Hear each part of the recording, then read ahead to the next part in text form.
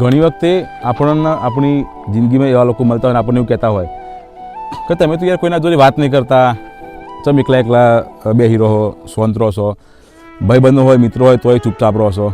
પણ એવું નહીં હોતું કે આપણે ઇન્ટ્રોવર્ટ હોઈએ કે આપણે કોઈના જોડે વાત કરવી ગમતી ના હોય. પણ ઘણી વખતે આપણા પર વીતી જાય હોય ને અને એટલા બધા અનુભવ થઈ ગયા હોય ને એટલે આપણને કોઈ વ્યક્તિ એવું લાગે જ નહીં કે જે વાત કરવાના લાયક હોય. જ્યારે લોકો જોડે વાત કરીએ ને અને લોકોનો સ્વભાવનો લોકોનો પરિચય થાય ને એટલે આપણને એવું ખબર પડે કે ખોટી કોના જોડે વાત કરીએ, કોના જોડે સંબંધ બનાવ્યો. અને એવું થાય કે અમુક વખત એવું થાય કે આપણે આઉટ ઓફ નેટવર્ક રહું સારું, પોતાના નેટવર્કમાં રહીએ એટલું જ ઘણું છે. લોકોના નેટવર્કમાં આવીએ અને ખોટા હેરાન થઈએ, પરેશાન થઈએ, લોકો પાસે ગમે એટલા ગહીએ, એમને મદદ કરીએ તો છેલ્લે તો ઘણી વખતે આપણને એવું ખબર મળતું હોય કે તમે તો અમારા માટે કર્યું જ છે. હું એટલે આટલી બધી મહેનત કરીએ, ટાઈમ બગાડીએ, પોતાની જાતને ઘસી નાખીએ, છેલ્લે લોકો આપણને એવું કહેતા હોય, આપણી ઝીરો કરી નાખતા હોય કે તમે તો અમારા માટે કર્યું છું.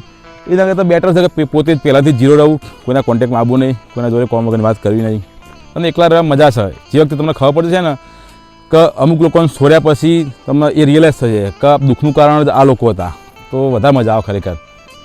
એટલે તમે લોકો સમજદાર છો, હું તમને કહેવા માગું છું.